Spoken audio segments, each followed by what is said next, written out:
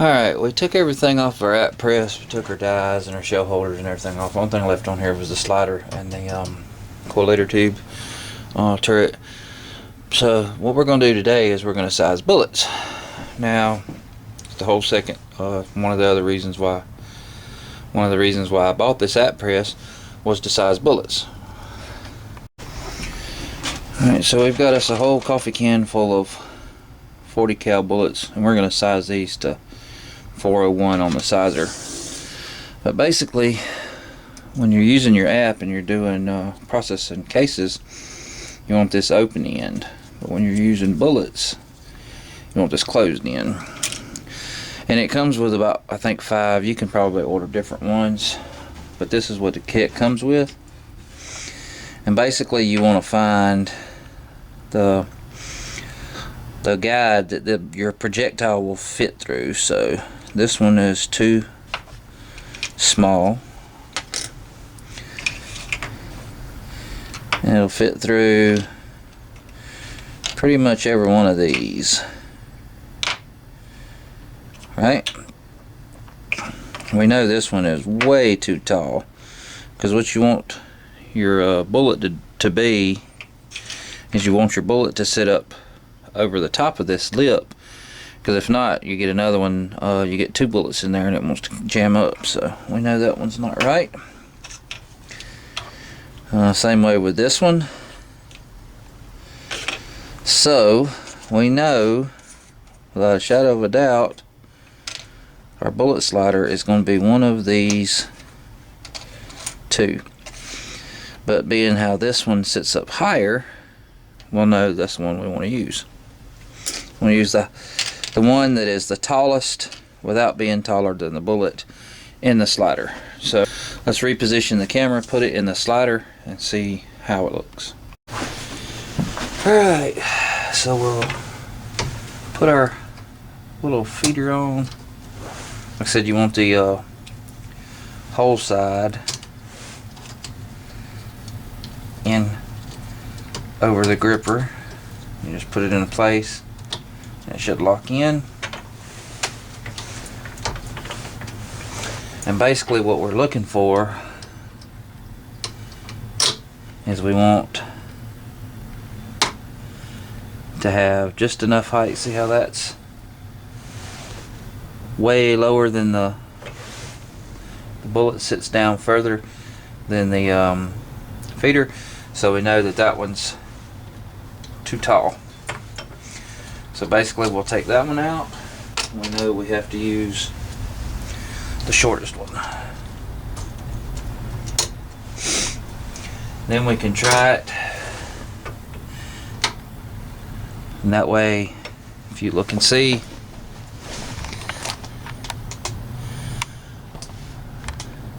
that prevents,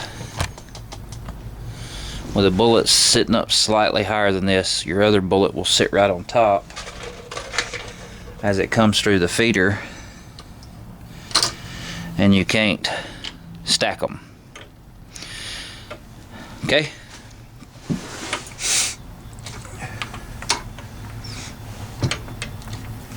So we know that's the size we need. We do have to adjust our height a little bit on the we will have to adjust our height on the tube a little bit, because we want just enough clearance between the case feeder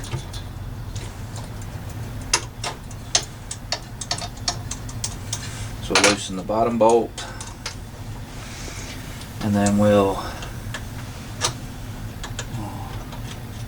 lower our height down to just where we got just minimal clearance.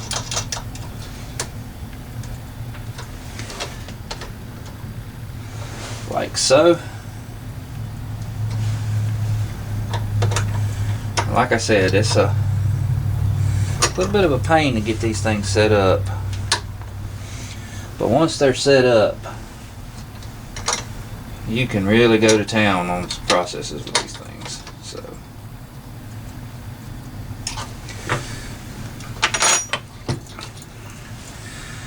So our goal is to be able to put one bullet in the feeder and another one on top, so that when we come back it only drops one in the hole and the other one stays above till it clears, and then it drops down and sits on the feeder like so.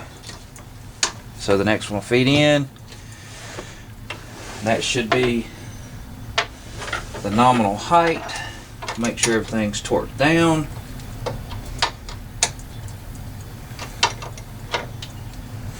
And again, you want to make sure that you have enough clearance between this screw and your feeder.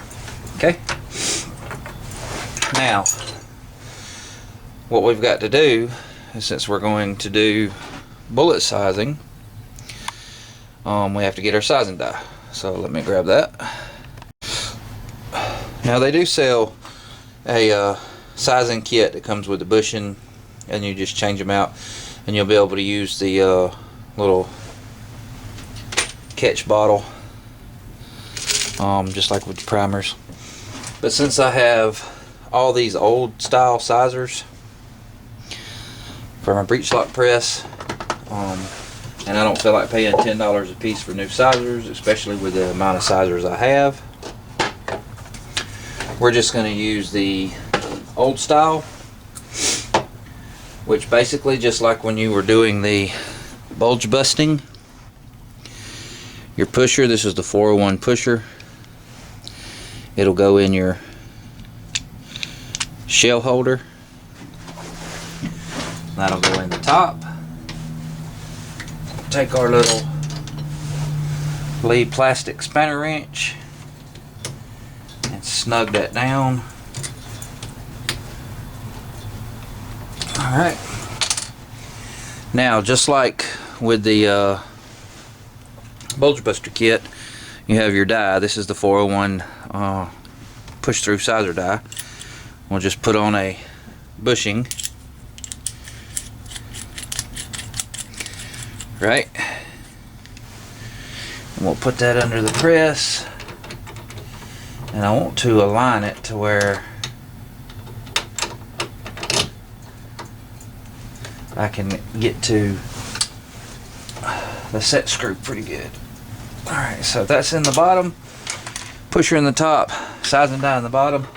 Then you can just turn your die up just like the bulge busting set. You want to go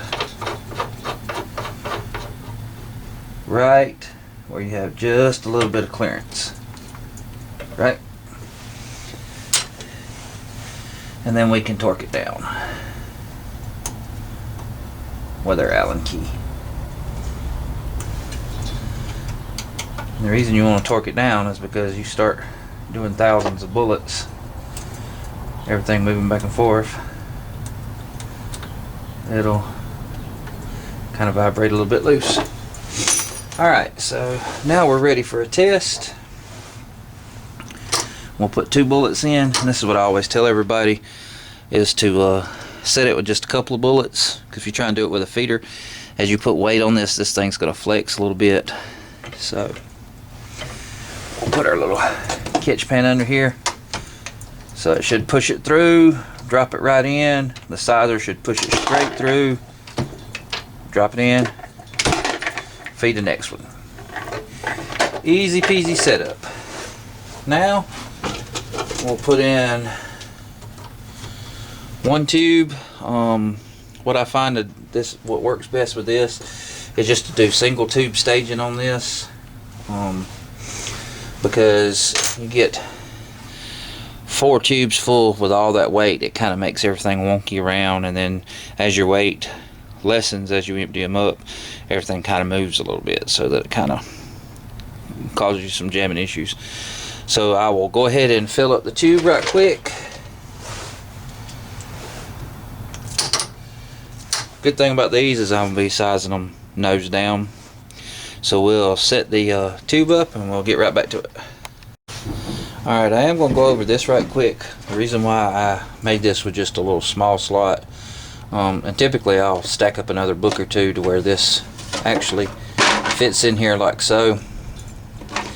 but I'm able to capture it on the video. I wanted to show you, because if you ever have a jam with these things and the bullet will go flying wherever, I have had the bullet flip off and flip right into my can of sized bullets already. And the last thing you want to do is have to go through and resize a whole coffee can or a whole 400 or 500 bullets for one that got mixed in. So that's why I did that. Alright, we've got our tube filled up. Got our bin set up to where we catch it. I always leave this little side bin on the side in case we do have a jam. Sometimes it'll catch the bullet. If not, they'll go zinging across the garage. So if we got this set up, we should be able to go through these pretty quick.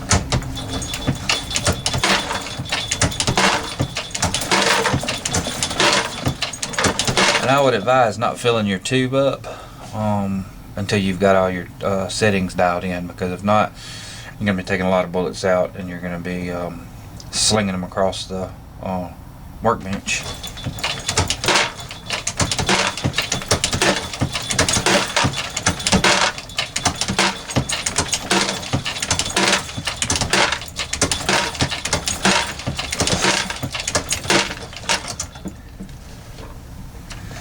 Now I will say, every once in a while these things will come loose if you get too fast, so always make sure you check on them.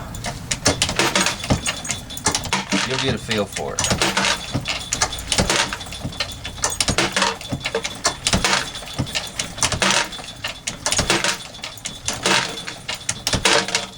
And I could probably set this die down just a little bit, because if you see, it just barely does clear it.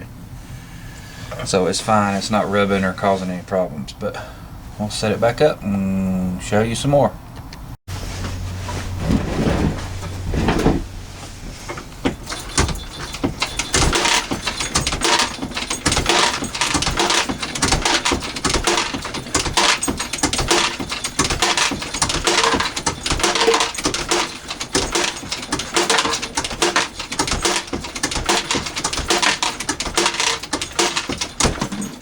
See how that one every once in a while falls out? That prevented it from going in with my already processed bullets.